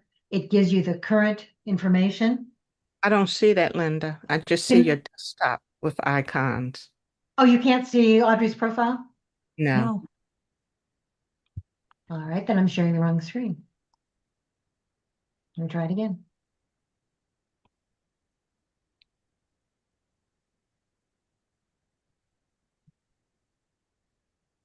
Can you see Audrey's profile now? Not now I can, yes. Uh-huh. Okay. Thank you. So you see up here, her current job is with Career Search Lunch and Learn. Yes. It's a placeholder company that I created specifically so that you all can, if you wanted to, okay, You can call yourself a contributor, Uh-huh. okay? Or anything else you want while you are looking for the new job. Operations coordinator is perfect. It tells me that you have a current position. It tells me what you are looking for in your next role. It tells me a couple of the things that you are contributing here, the ideas, the skills that you're bringing in, which is perfect. Okay. Okay. You are all welcome to do that. So go to the career search, just in your experience section, start typing and put in career search lunch and learn. Should pop up. There is a logo there, so it looks legit. It is legit. Okay, and we'll go from there. So in your featured section, what were we looking at? Yeah, now how does she do See that? that. Because that looks like recommendations. They are recommendations. Yes. She was saying. So that's probably because you haven't added anything on your own. So should I remove them? So what I would, okay, you can keep one if it's really important to what you want to do, but I wouldn't do much. Or what you could do is do almost a carousel post with a couple of them, but I wouldn't do many. Okay. And the only reason it's featured, as you'll see here, is it's featured with premium because you haven't done anything else. Oh, okay. These don't add value or don't demonstrate your added value. They're important to be there, but I would rather see, let me look at your activity. Okay. The 7 guidelines, this question, that's a featured post. You could feature that one. Okay. Or several others. But I would do a couple of them. Have at least 2, if you can. Okay. And change them often. But those are then the first things that we're going to see.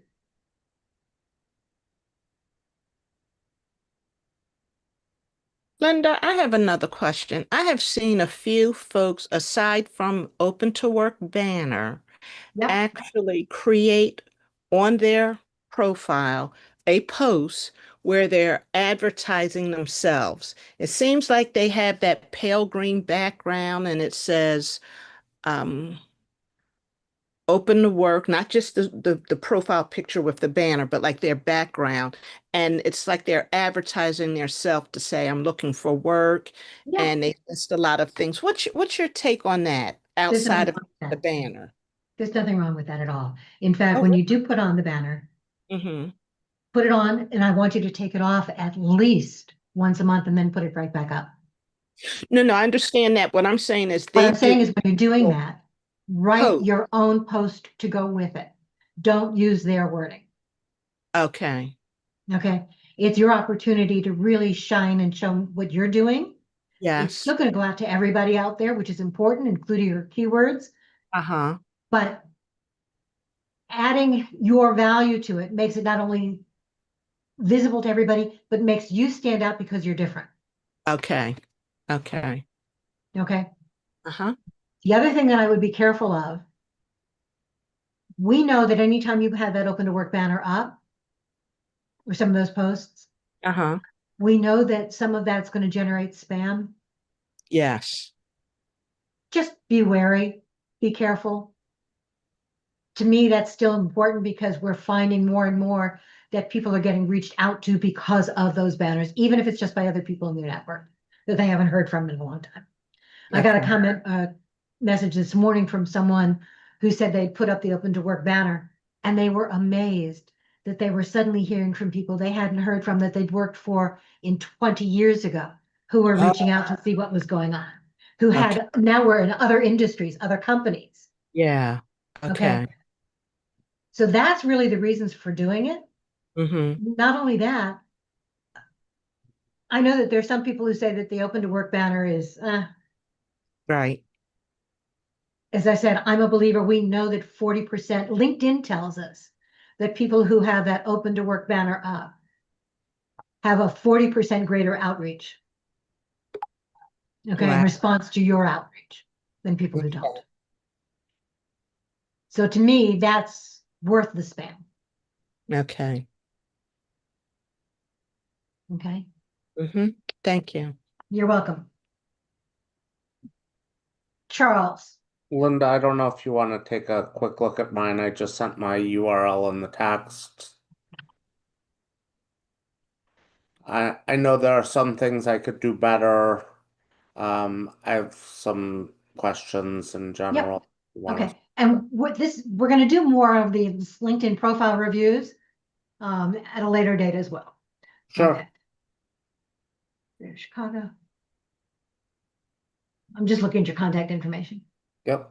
By the way, I did put up a post today about contact information, making sure that your email address is visible to everybody and is in there in a couple of places.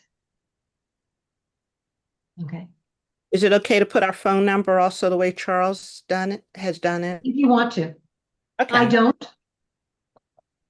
But I don't answer phone calls from people I don't know. Yes, I don't answer. Okay, if you leave a message, that's okay. I'll do that. I don't either. I will let them leave a message, but Yep, exactly. if you want to be accessible, you have to make yourself accessible. And that's Right. exactly. And Okay. I agree with that. Mm-hmm. All right. What specifically would you like me to take a look at? So just a quick look at the about. I think I moved one or two things up, so I just want to make sure. Okay. There was probably a little more fluff at the top, but Okay, Charles, may I ask you a question? Let's connect down below. Yes. Yep, okay. And don't take this the wrong way. How much of this was written by AI? It was probably organized by AI, yes. Couple of quick giveaways. Too many emojis of different kinds. Okay. That's an easy fix. Okay. It's also something that is very similar to many other things. So Can I say something real quick yes, about that phone number? If you're concerned about giving your phone number out, go ahead and get a free Google number. You can get them for free, and you can always trash it later if it gets out of hand. Good idea. okay. But this, for example, Yep. that's an AI look. So do Okay. be careful. When we recognize that, that immediately says, wait a minute, what else isn't real? Got it. Make sure that all the words in there are yours. Make sure that it's all true. Yes. Okay. AI can give you some good suggestions. You can use AI to help you edit what you've written, but when it looks too much like AI, then a lot of us will stop reading. The system will still read it. Yep. But if we're talking about that human factor again, you don't want to raise any suspicions. Can I make a quick comment on the Google Voice number? I've had a Google Voice number for well over a decade, and it's great and it has awesome messaging.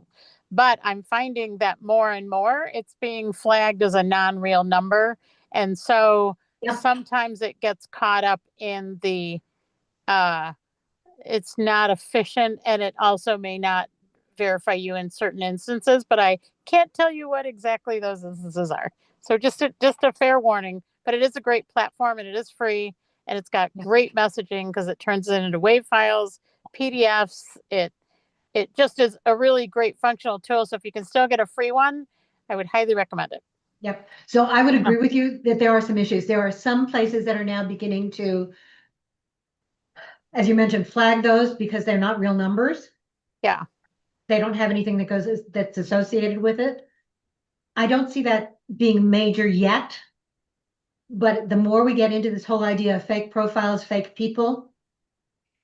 Yes. And I used to work for Cisco Systems and unified messaging. So I always have a little comment about unified messaging, one number, one reach, because I can make my cell phone go to it. It's just these other places that you're putting that number, or an AI doing recruiting for some people have picked up that this is not an identified real number. Yep. You want to make sure your area code is in your area code, but I don't think you can get the free ones in the full boat. The great part is if you call my number, you'll hear a great message, and then I can listen to the message while you're leaving a message. It just is this wonderful little fake tool, but the AIs, I think, are really driving home that they don't want that number. Any more than, it's the same thing when we try and look at people and the number doesn't really match anything. Yeah. Yeah. Okay. When we're looking at a recruiter or somebody else trying to contact us. But I really don't want you to have my cell phone number because I get enough spam already. In which case, if it's not, they're not leaving me a message, Yeah. that's somebody I block. Yeah. And they can't contact me again. Yep. Yep. Great That's session, Linda. Thank you. You're welcome. And I know we're way over. Remember, I even haven't even had a chance today. Remember to copy the chat and do something with it. Okay, Charles, what I want to do is take a look at this. Your Yeah, activity. my activity is a little weak, and I know that I need to improve that. Yeah, 2 months ago, 7 months ago. I know I try to swing big, and they're great, but they just don't. You know, But your they're comments, too you're big and commenting more often, which is good. And I like that.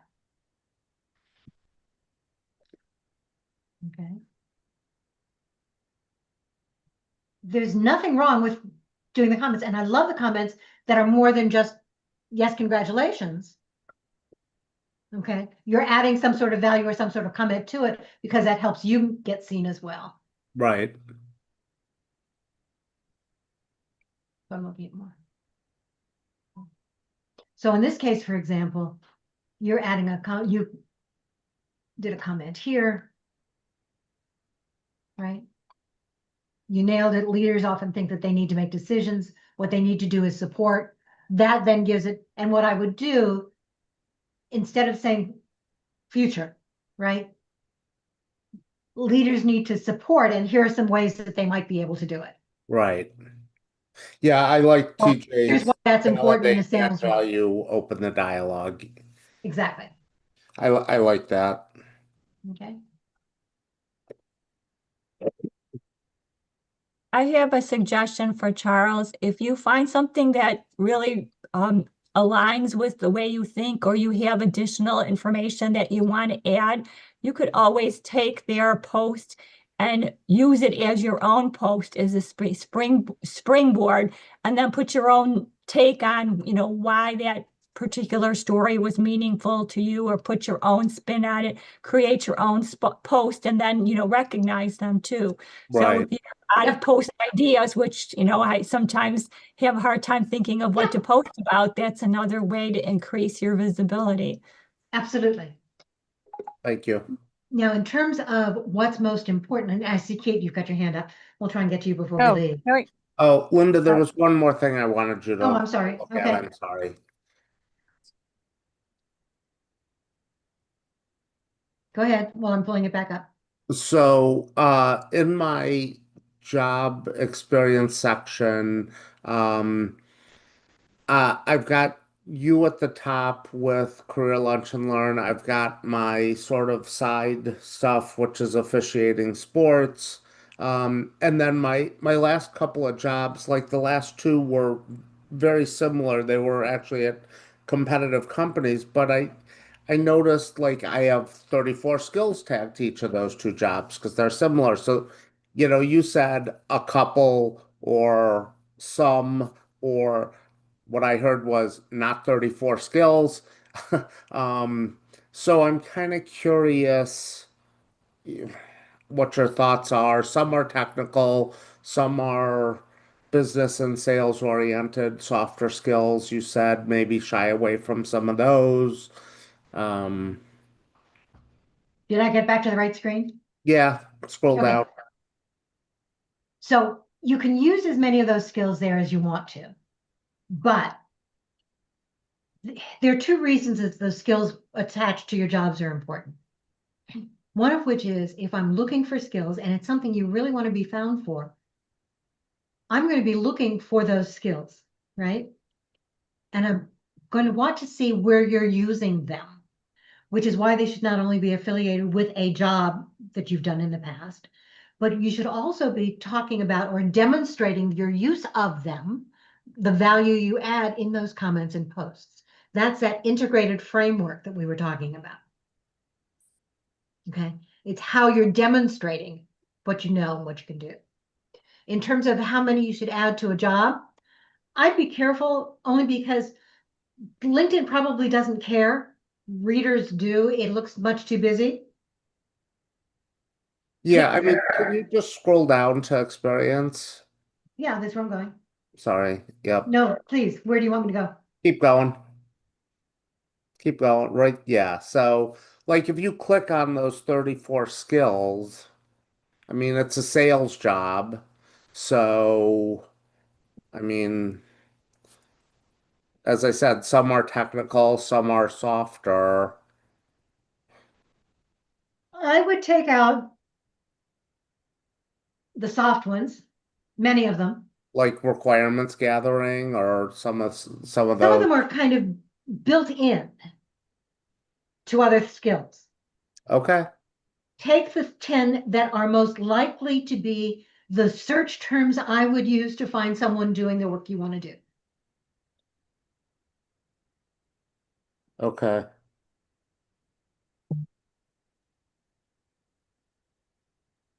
So domain name systems, unless that's what you're selling, I don't care. Yes, you know it.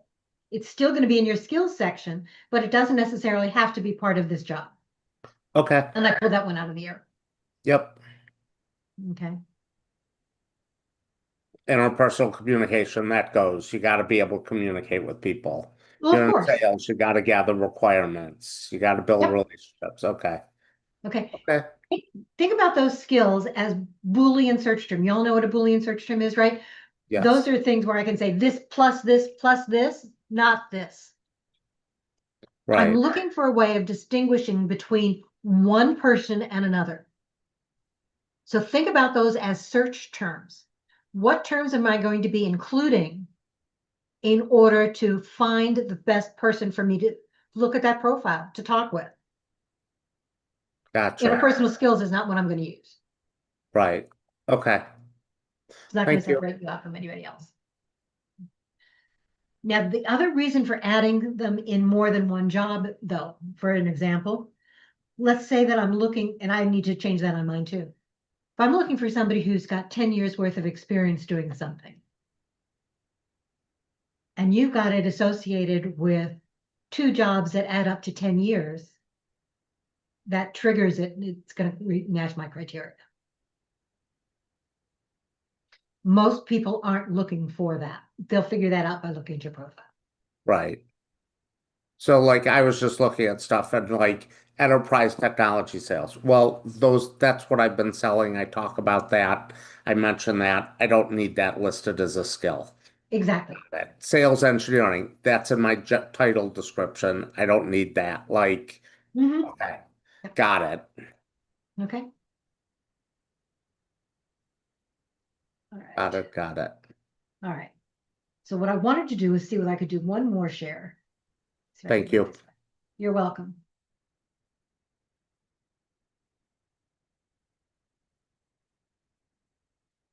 We were talking about, what is,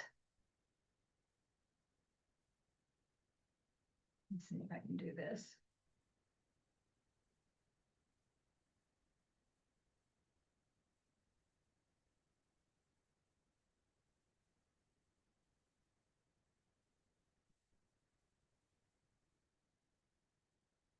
Share the screen first and then do it.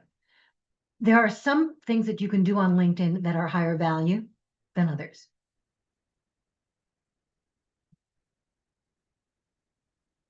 So this is just one quick slide. I'm going to include this in a post at a later date. There we go. Can you see that? Yes. Yes. Okay. So I know that, I think it was Cindy, and I don't know whether or not you're still here, who says one of the things you can do is just repost.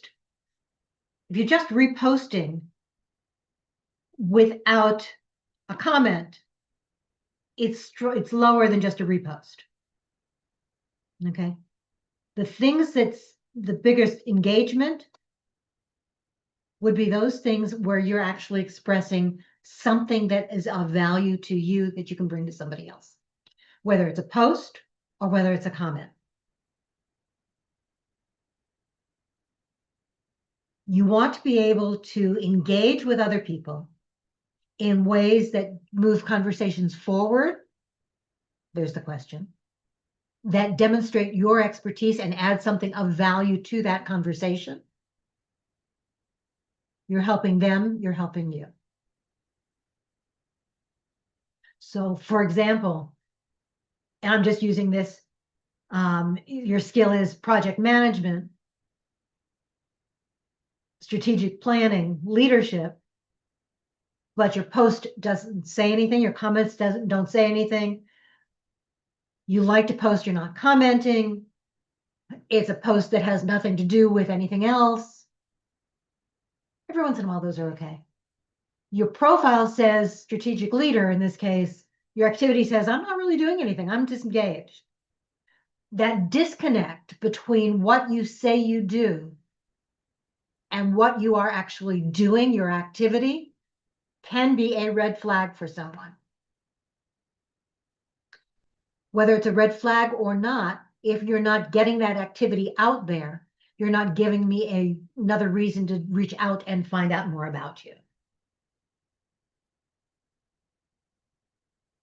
So when we're talking about LinkedIn alignment, whether or not that activity is working for you, you want to comment on posts of other people, either in companies or industries that you're interested in. You want to make that comment using TJ's formula. Okay. TJ, what were the 3 words that you used? The 3 phrases? Validate, add value, and open dialogue. Okay, so validate. Here's why this is, thank you, this is great. It's a great tip. Thanks for the suggestion. Add value. Now you are adding your perspective, your professional expertise to move that conversation forward. End with a question to engage conversation. Matthew, if you're still on the call, those kinds of comments, those kind of engagement, not only helps you to build your expertise for other people, but it also gives you that platform now that you've got that going. Now, when you reach out with that connection request, you reference one of those comments, you're already a known commodity. There's a reason they should want to connect with you, not I want a job, can you help?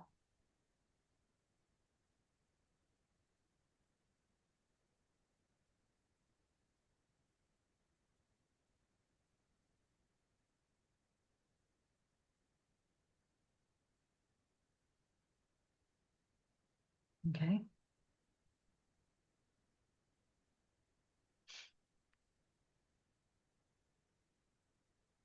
For those of you who've hung in with me, thank you. This will be on YouTube in a little while. Okay. I am going to stop the recordings though.